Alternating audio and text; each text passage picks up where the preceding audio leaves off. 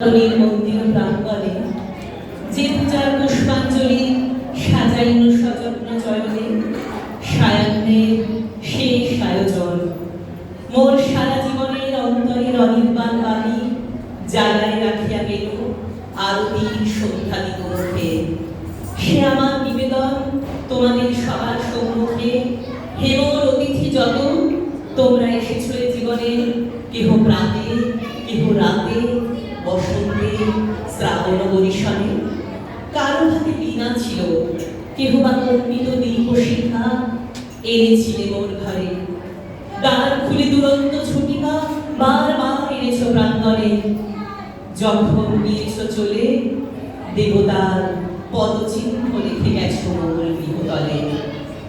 আমার দেবতা নিল তোমাদের সকলের নাম, রহিল পূজায় মোর তোমাদের সবার